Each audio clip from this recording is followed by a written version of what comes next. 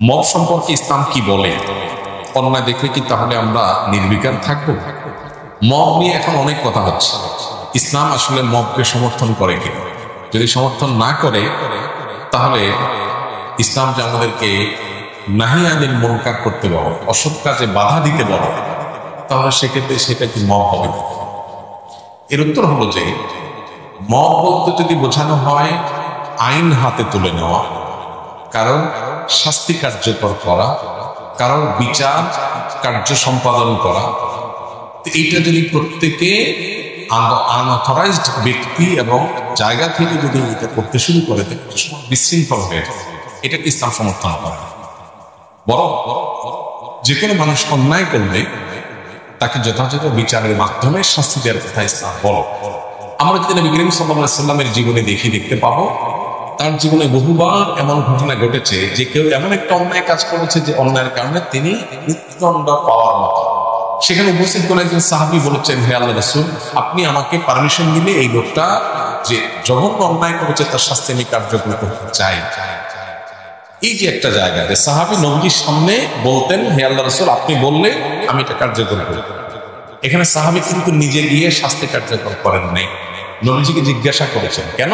কারণ তিনি বিচারিক প্রধান ছিলেন মদিনা রাষ্ট্রে, তার কাছে জিজ্ঞেস করেছেন। নবী সাল্লাল্লাহু আলাইহি ওয়াসাল্লাম যদিও কখনো এই ধরনের ইস্যুতে অনুমোদন দেন নাই, কারণ চাওয়ার ভিত্তিতে এভাবে অনুমোদন দেওয়ার নজির নেই, কিন্তু এই যে একটা প্রটোকল মেনটেন করা সাহাবীদের, এখান থেকে বোঝা যায় যে কেউ কোনো অন্যায় করেছে মনে হলেই আমি তার বিচার কার্যকর করা শুরু করব, এটা ইসলাম সমর্থন। কারণ এটা যদি হয় তাহলে সেক্ষেত্রে আপনার মতে আমি দোষী, আমার মতে আপনি দোষী, তাহলে আপনি আমাকে মানবেন, আমি আপনাকে মানব, সমাজ কি হবে? বিশৃঙ্খল হওয়ার গৃহযুদ্ধ বেঁধে চলবে। এই জন্য এটাকে ইসলাম সমর্থন করে না। কিন্তু আজকাল কোন অন্যায়ের প্রতিবাদ করতে গেলেও সেটাকে অনেকে মব হিসাবে চালা দেওয়ার চেষ্টা করছে। সেটা কিন্তু ইসলামে নিষেধ না। কোরআনে সবচেয়ে বেশি যে বিষয়ে নিষেধাজ্ঞা এসেছে সেটা হলো অন্যায় থেকে বিরত থাকা। অন্যায় কাজের ব্যাপারে কোরআনে সবচেয়ে বেশি আয়াত আছে যে অন্যায় কাজ নিজে করবে না, অন্যায় করা নিষেধ। আবার এর পাশাপাশি অন্যায় দেখলে সেটা বাধা দিতে হবে, এ ব্যাপারে নির্দেশও আসছে সবচাইতে বেশি। এই জন্য অসৎ কাজে বাধা প্রদান করার নির্দেশ কোরআনের সবচেয়ে বেশি সংখ্যক বা এসেছে নির্দেশগুলো, তার মধ্যে থেকে একটা হওয়ার কারণে আমরা অন্যায় দেখলে আমাদেরকে বাধা দিতে হবে। অন্যায় দেখলে যদি আপনি বলেন না এটা আমার কাজ না, তাহলে এটা হলো স্বার্থপর মানুষের কাজ, এটা ইমানদারের ভূমিকা না। ইমানদারের ভূমিকা হলো অন্যায় দেখলে কি করবে, সে বাধা দেওয়ার চেষ্টা না। বাধা কতটুকু দেবে? বুঝি তাকে শাস্তি কার্যকর করানো, তাকে থামানো। ধরা যাক একজন মানুষ ছিনতাইকারীর কবলে পড়েছে, তাহলে আমি কি ওই লোকটাকে ছিনতাইকারীর হাত থেকে উদ্ধার করে ছিনতাইকারীকে ধরে পুলিশের হাতে সুপর্দ করে দেওয়াটাকে মব বলবো? এটা হলো অন্যায় প্রতিরোধ করা। এখন আজকাল আমাদের সমাজে দেখা যায় চোখের সামনে একটা মানুষ খুন হয়ে যাচ্ছে, সবাই যার যার মতো চলে যাচ্ছে, কেউ দিকে তাকাচ্ছে।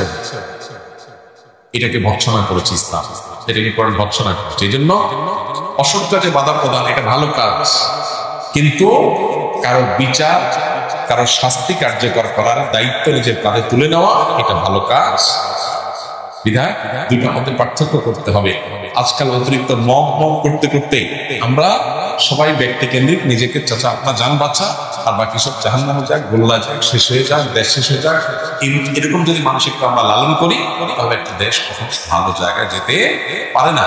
বিশেষ করে যখন সমাজে পর্যাপ্ত পরিমাণে অন্যায় প্রতিরোধের জন্য ব্যবস্থাপনা নেই এবং মানুষের আস্থা পোড়াবার মতো এরকম সিস্টেম যখন ডেভেলপ হয় নাই, তখন আমাদেরকে সব উদ্যোগে এই সমস্ত অন্যায়গুলো থামানোর জন্য নানামুখী ভূমিকা রাখতে হবে। কিন্তু সেটা কোনো অবস্থাতেই ওই যে নিন্দনীয় মব এর পর্যায়ে যেন না যায় সেটাও খেয়াল রাখতে হবে। এখানে ব্যালেন্স করতে হবে।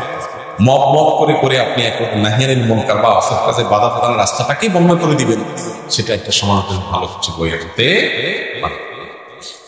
ফেসবুক বা ইউটিউব থেকে উপার্জিত অর্থ হালাল হবে কি? ফেসবুক বা ইউটিউবে অ্যাডসেন্স, যেটা নর্মাল অ্যাডসেন্স হয়, এটা দিয়ে উপার্জন করা হালাল নয়। কারণ সেখানে যে অ্যাডগুলো আছে এর মধ্যে প্রায় 100% অ্যাডই হলো মিউজিক নির্ভর। তাহলে অ্যাডসেন্স করে উপার্জন করা মানে হলো আমার একটা হালাল কন্টেন্ট, হালাল ভিডিওর মধ্যে আমি মিউজিক বাজায় উপার্জন করলাম।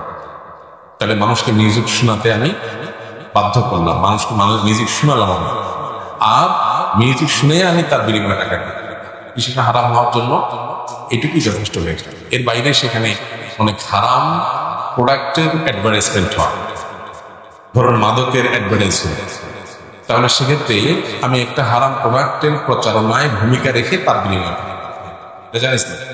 হ্যাঁ, এখন ইউটিউব কর্তৃপক্ষ এবং আরো কোন কোন প্ল্যাটফর্মে দেখা যায় যে অ্যাড তারা রান করে বাধ্যতামূলক, অর্থাৎ আপনি অ্যাডসেন্স ওপেন না করলে টাকাটা আপনার এখানে যাবে না, কিন্তু অ্যাড যাবে ঠিক।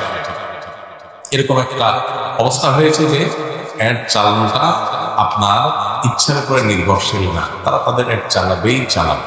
তাহলে সেক্ষেত্রে আপনি এখন টাকা নেন বা না নেন তাতে কিচ্ছু তাদের যায় আসে না। এই পর্যায়ে যদি হয় তাহলে সেক্ষেত্রে এটা চিন্তার বিষয় যে এক্ষেত্রে আমি তাহলে টাকাটা নিয়ে যদি নিজে ভোগ না করে দানও করে দেই সেটা উত্তম হবে, নাকি টাকা নেওয়া ছেড়ে দিয়ে তারা তাদের হারাম কাজটাও করলো আবার টাকাও তাদের থাকলো, দুইটাই তাদেরকে দিলাম, সেটা লাভ হবে না।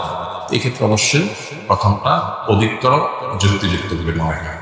যদি এমন হয়ে যায় না তারা অ্যাড চালাচ্ছে, আমি অ্যাডসেন্স ওপেন করি বা না করি, তাহলে সেক্ষেত্রে টাকা নিলেন, টাকা নিয়ে প্রয়োজনে অনেক সময় আমাদের বুস্টের কাজ করতে হয়, সোশ্যাল মিডিয়াতে যারা কাজ করেন তাদের, সেগুলোতে খরচ করবেন অথবা দান করে দিবেন, নিজে ভোগ করবেন, সেটা একটা পর্যায় পর্যন্ত যৌক্তিক।